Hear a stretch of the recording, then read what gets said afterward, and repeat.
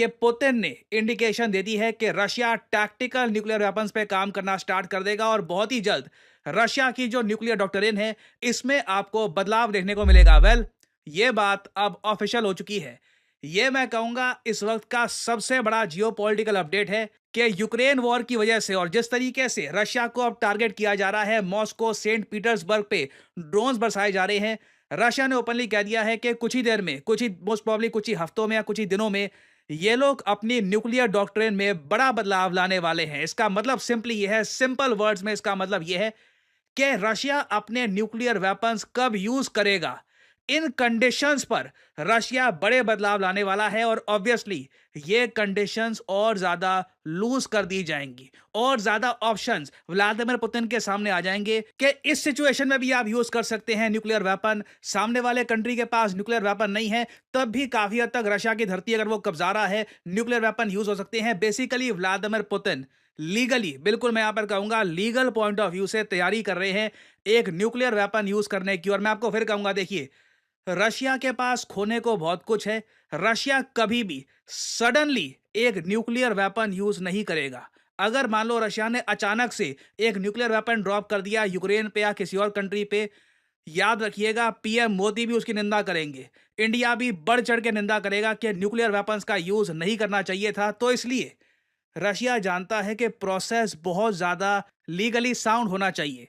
Russia पहले देखिए अपनी न्यूक्लियर डॉक्ट्रिन में बदलाव करेगा, उसके बाद भी ना न्यूक्लियर वेपन एक्चुअली यूज करने से पहले ये कई कंट्रीज को, जो इनकी आप कह लीजिए फ्रेंडली कंट्रीज हैं, उनको बताएंगे कि देखिए ये है सरकमस्टांसेस, हम मजबूर हैं, हम क्या करें। इस कंट्री को हमने बता दिया था कि हमारी जो न्यूक्लियर डॉक्ट्रिन है ये है, तब भी ये लोग हमारा जो रीजन है कब्जाने की कोशिश कर रहे हैं। आप ही बताइए, ऑप्शन बहुत कम है। और उसके बाद हर तरफ से अपने आप को लीगली कवर करके के कल को यूएन में भी कोई प्रश्न उठाए तो रशिया बोल सके देखिए सब कुछ कानून के हिसाब से किया गया है। सडनली ऐसा नहीं हुआ कि पुतिन बस गुस्सा आ गए और उन्होंने एक न्यूक्लियर वेपन यूज कर दिया। हिरोशिमा नागासाकी वाला केस यहां पर बिल्कुल नहीं होगा। बट मुझे यहां पर बोलना पड़ेगा, ये मानवता के लिए काफी ज्यादा चिंताजनक बात है कि रशिया, जो लिटरली आप कह सकते हैं दुनिया की सेकंड मोस्ट पावरफुल कंट्री है मिलिटरीली, अपनी न्यूक्लियर डॉक्ट्रिन में बदलाव करने वाली है। और ये सब ऐसे समय में हो रहा है जब कुर्स्क रीजन जो रशिया का है, वहां का एक बड़ा हिस्सा यूक्रेन कब्जा चुका है।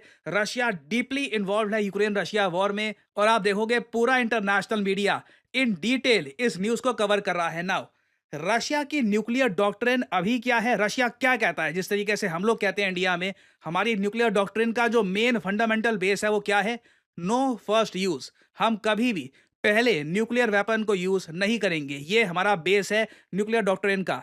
रशिया की न्यूक्लियर डॉक्ट्रिन क्या है, चाइना को लेकर उनके स्पेशल रूल्स क्या हैं और क्या बदलाव हम एक्सपेक्ट कर सकते हैं, ये सब बातें मैं आपको बताऊंगा इस वीडियो में।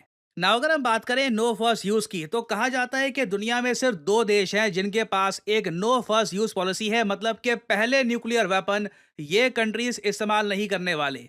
ये दो देश है भारत और चीन। ना इन दोनों में भी एक डिस्टिंक्शन है।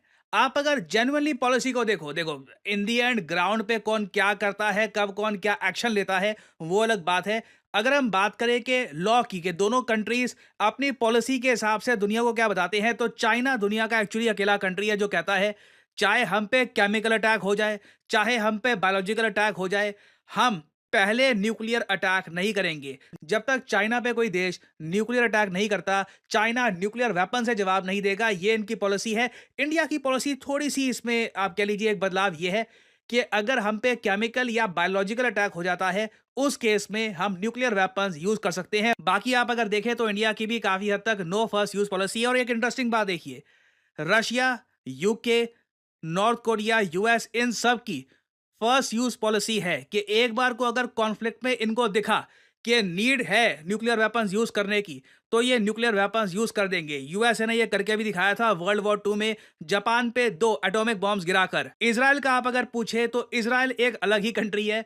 इवन दो दुनिया भर में कहीं भी कोई किताब लिखी जाती है और वहां पे एक लिस्ट बनती है कंट्रीज विद न्यूक्लियर वेपन्स, वहां पे इजराइल का नाम आपको दिखेगा। इजराइल ने ऑफिशियली आज तक ये बात एक्सेप्ट नहीं करी कि इनके पास न्यूक्लियर वेपन्स हैं। इनकी जो पोजीशन है न्यूक्लियर वेपन्स को लेकर बहुत ज्यादा सीक्रेटिव है। तो इजराइल एक अलग ही कंट्री ऑल टुगेदर। नाउ अगर हम बात करें रशिया की, तो रशिया और चाइना ने देखिए न्यूक्लियर वेपन्स को लेकर एक बहुत ही इंपॉर्टेंट एग्रीमेंट साइन किया था कुछ साल पहले। इस एग्रीमेंट के अंडर चाइना ओपनली ये कहता है कि ना चाइना ना रशिया, एक्चुअली उस एग्रीमेंट में रशिया ने भी ये बात लिखित रूप में कही है कि चाइना अकेला कंट्री है जिस पर रशिया कभी भी in any case nuclear weapons पहले यूज नहीं करेगा। नाउ अब यहां पर क्वेश्चन ये आता है कि अगर ये रशिया की न्यूक्लियर पॉलिसी है, न्यूक्लियर डॉक्ट्रिन है, तो अब इसमें ये लोग बदलाव क्या करेंगे? देखिए, दो बड़े बदलावों की बात की जा रही है। पहला ये कि रशिया पर कितना बड़ा खतरा होगा तो रशिया न्यूक्लियर वेपन यूज कर सकता है। जो एग्जिस्टिंग डॉक्ट्रिन है रशिया की, वहां पर यह लिखा है कि अगर रशिया के एग्जिस्टेंस पे खतरा आ जाता है और कोई देश, कोई नॉन न्यूक्लियर कंट्री भी कन्वेंशनल वेपन यूज करके रशिया के सामने खतरा पोज करता है तो न्यूक्लियर वेपन यूज किए जा सकते हैं। बट यूक्रेन के केस में ना, देखो, रशिया को खुद के ही लॉ मेकर्स के सामने, अपने ही पॉलिटिशियंस के सामने यह बात जस्टिफाई करना मुश्किल हो जाएगा कि यूक्रेन पर न्यूक्लियर वेपन यूज करने की आवश्यकता थी।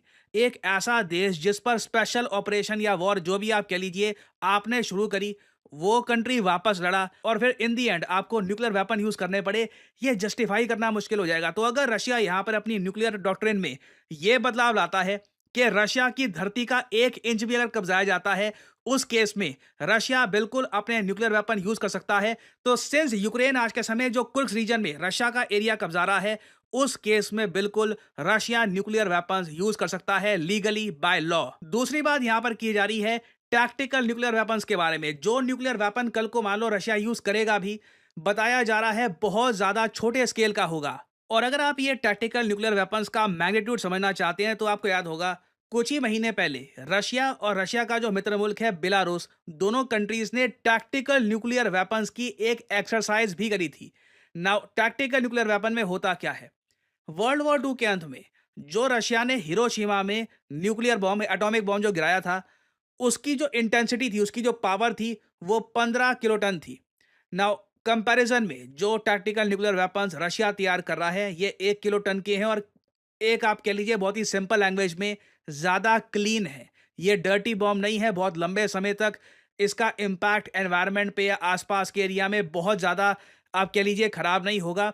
ये ज़्यादा प्रिसाइज है, but still at the same time मुझे बोलना पड़ेगा, न्यूक्लियर वेपन्स ये होते हैं, इनका नुकसान बिल्कुल एक एरिया में लंबे समय तक रहेगा। और होपफुली रशिया जो बदलाव करने वाला है अपनी न्यूक्लियर डॉक्ट्रिन में, इन बदलावों का यूज कभी हमको वॉर पे ना दिखे।